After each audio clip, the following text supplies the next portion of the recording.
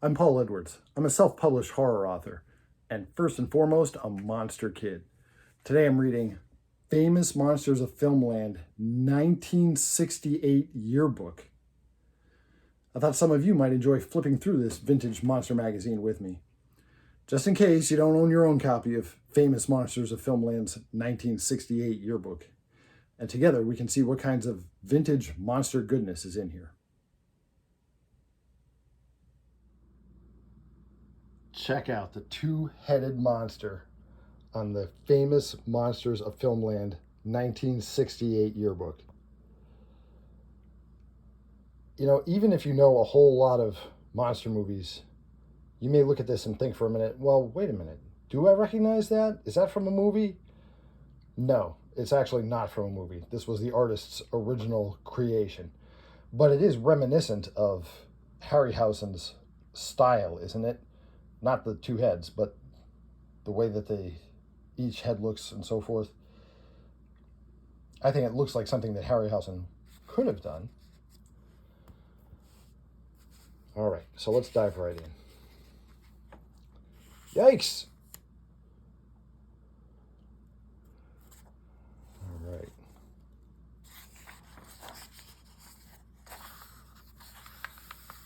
Monsters are good for you. Yep. How could they not be, really? Oh. Poor Leo G. Carroll.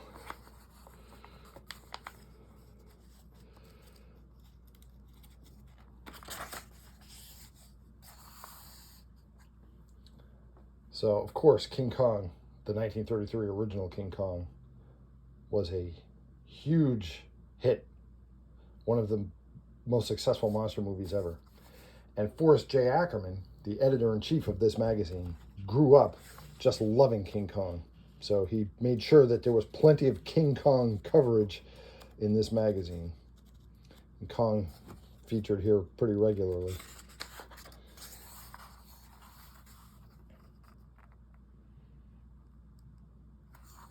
As a kid, I was always impressed by this image of Kong breaking through the gates.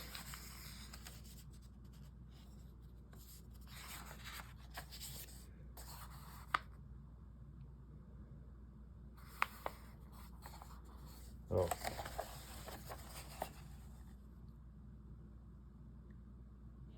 That is so cool.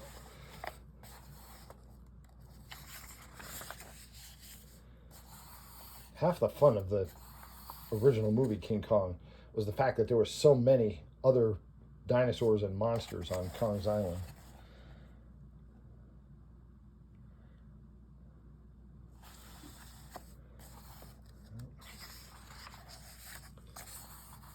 Yeah.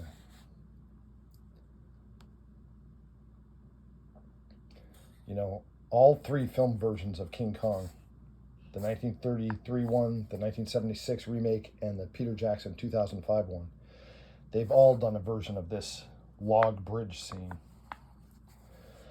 They actually filmed a bit that showed what happened when Kong twisted the log back and forth and the explorers all fell down into the ravine. They filmed a scene that showed them being attacked and eaten by spider monsters, but it was considered too grisly, and they wound up cutting it out of the movie. And we have some still images of it, but we don't have the footage anymore. It's lost footage now. But when Peter Jackson did his version of King Kong in 2005, he did a whole segment that showed that after the sailors fell into the ravine, they were eaten by huge spider and bug monsters.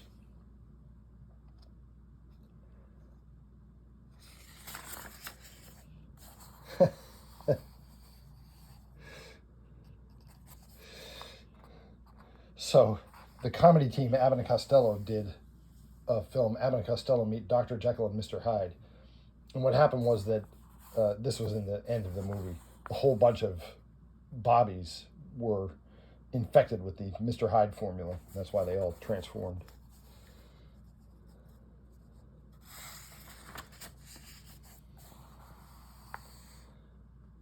Oh my gosh, Lon Chaney Sr. also Lon Chaney Sr. Phantom of the Opera probably is his best known makeup job. That and Hunchback of Notre Dame. If you've never seen the original silent Phantom of the Opera film, it is on my YouTube channel, on my Silent Horror Films podcast. You can check it out there.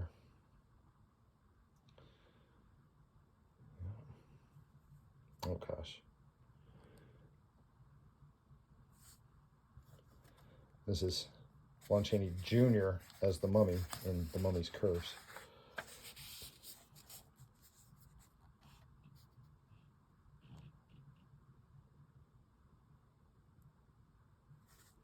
Anthony Quinn as Hunchback of Notre Dame. Portrait of Dorian Gray.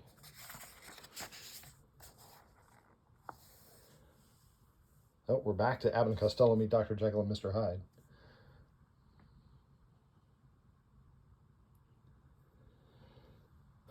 This is from Blood of the Vampire.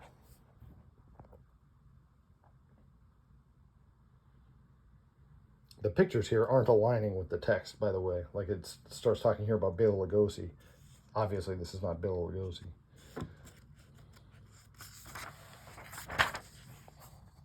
Oh, I Was a Teenage Werewolf.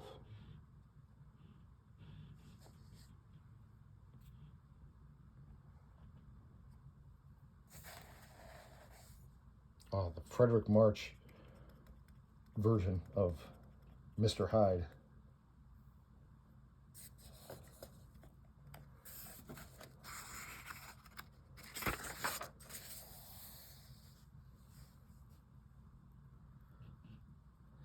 You know, okay, this picture keeps circulating and being billed as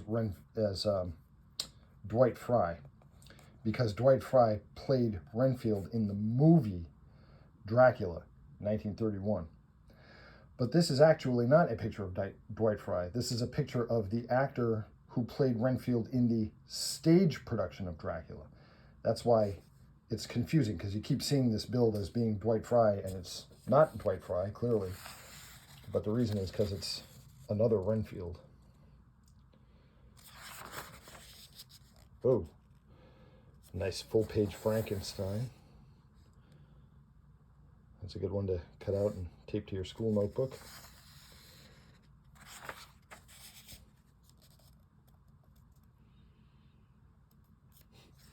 Despite how dark and creepy this image is, it comes from Abbott and Costello Meet Frankenstein.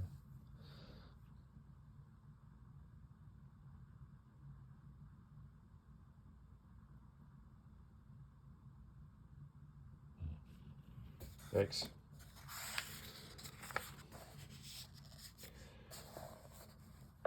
Ghost of Frankenstein, of course. And here are the two greats. Boris Karloff playing the Frankenstein monster for the third and final time in Son of Frankenstein. And Bela Lugosi playing Igor.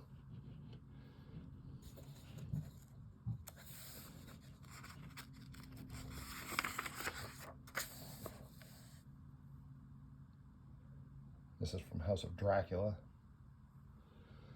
Frankenstein monster was in this picture, but only nominally. They just sort of threw him in.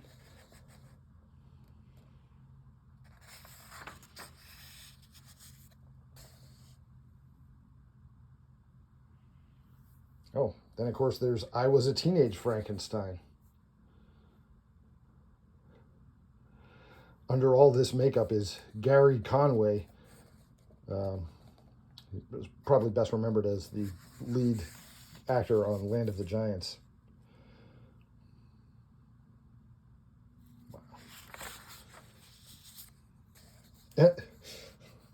Behind the scenes of Christopher Lee as the Frankenstein monster on a lunch break. Back to Universal Films with Bride of Frankenstein.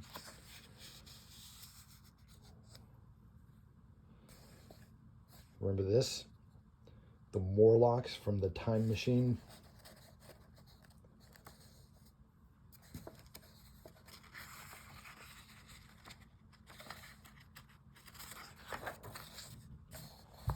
considering how old this magazine is, it's held up really well. This is a really good copy.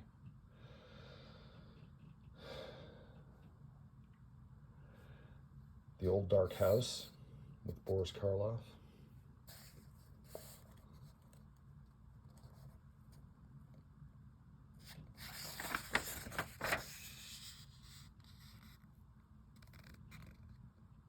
The Unknown Terror.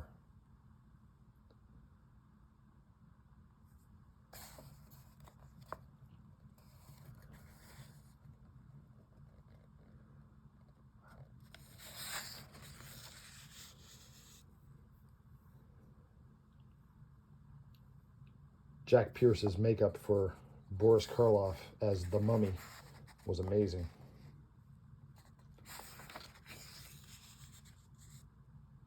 It's a good behind-the-scenes one.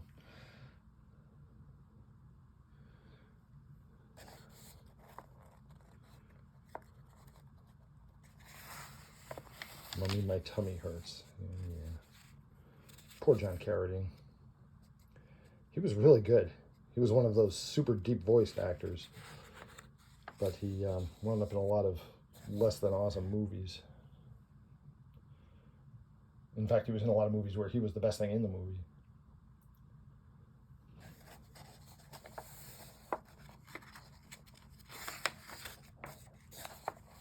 Oh no, it's Tanna-Leaf time again. A plot device they used in the 1940s mummy movies was the Tanna leaves. The high priests would brew 3 Tanna leaves at a time to make a tea that they would administer to the mummy to keep it alive in its sarcophagus once per month. And then to bring the mummy into living motion, they would make a brew with 9 Tanna leaves and give the mummy that. And they kept warning us in the movies, never for any reason give more than 9 Tanna leaves worth to the mummy, or he'll become an unstoppable killing machine. So because they set that up and they kept referring to it, I just figured that sooner or later there would be a movie where the mummy did get more than 9 Tanna leaves at a time. But there never was. They did the setup and they never had a payoff for it. So if you want to write some classic monster fan fiction, there's an idea for you. Go ahead and take it. I'm not going to use it. But do a story where the mummy got access to more than 9 Tanna leaves. What happened to him then? How did he become worse than he was in the movies already?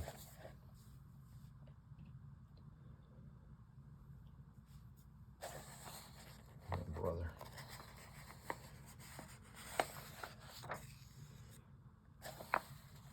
Yeah, of course they got to pitch you their other magazines.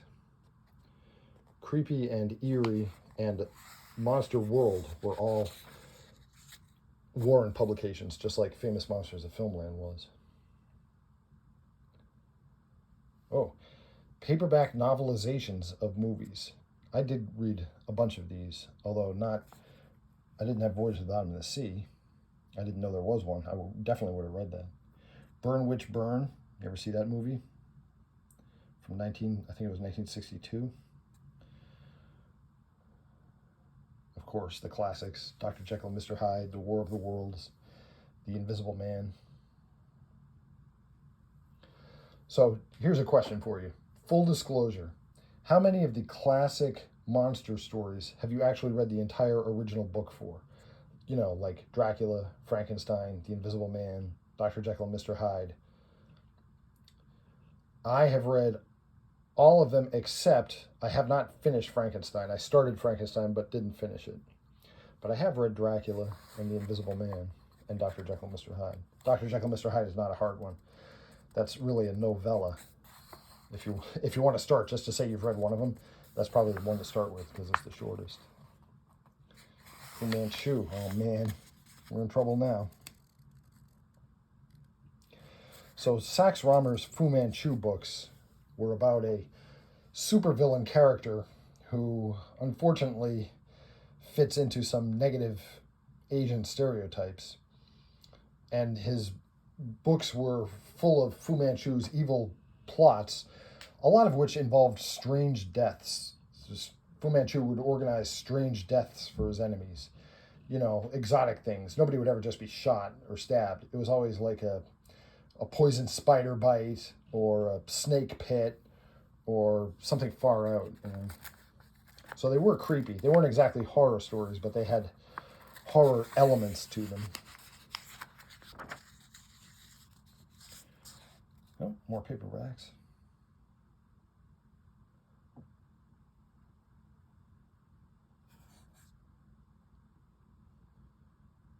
Tarzan also is one of these things that is not a horror property, but it does have horror elements to it.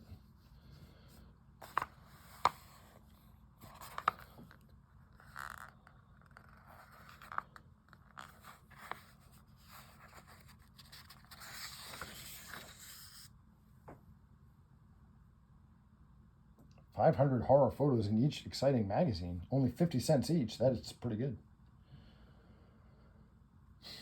But you can't compete with a live monkey. You got to order the live monkey.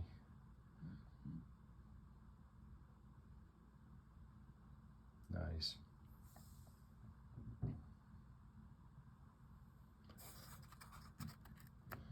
Make your own monster photo cards.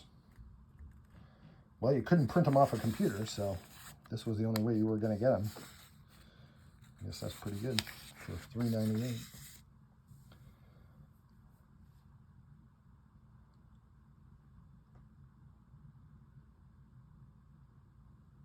Oh, of course, it's 1968. Batmania, you know, the Batman TV show starring Adam West was all the rage. So, of course, there's got to be some Batman merchandise in here.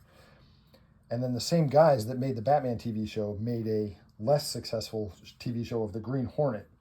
And he had his own special card, Black Beauty.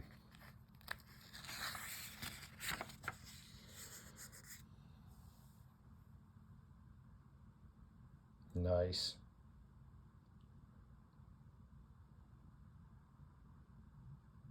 These are really good. What are these, Don Post? No, this is Captain Company. I don't know. I don't know what company made these. I mean, Captain Company is who's selling them, but if these were Don Post masks, it would say Don Post here somewhere. So, I don't know. I could never wear these as a kid. I like them. I like them a lot. But, you know, you would set out on Halloween night to go trick-or-treating, and you could wear this for about 3 houses, and then it was just too hot and stuffy inside them.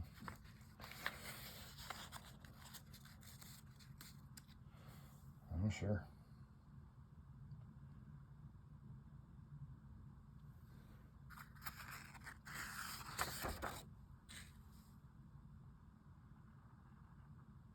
You know, this Famous Monsters Speak album, I had this.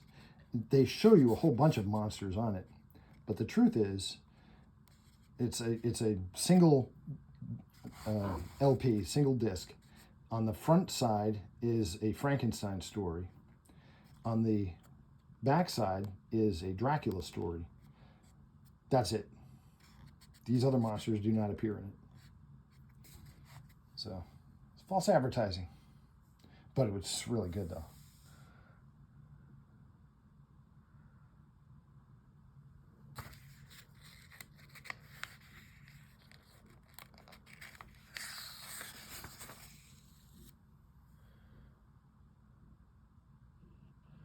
More monster movie masks and a Mystery Man mask. Wow. Oh, that's from the magazines. That's the guys from Eerie and Creepy. Yeah.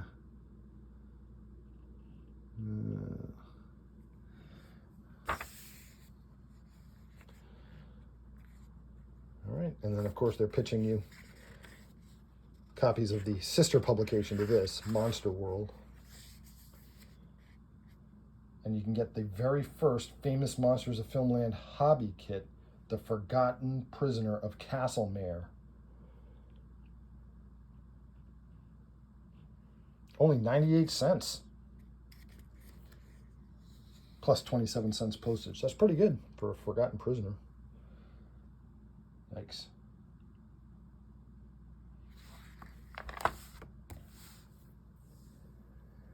If you enjoy classic monsters and vintage horror, check out my book series, the Mourner's Woods books. I'm a self-published author on Amazon, and I've written a series of novels that take place in a haunted forest, Mourner's Woods. Each story has a different threat that an entirely new cast of characters encounters. I have one with the swamp monsters, I have one with giant spiders, I have a ghost one. There's different monsters and threats in each novel, and I recapture the feel and vibe of 20th century horror films, except in printed form and set in a modern setting.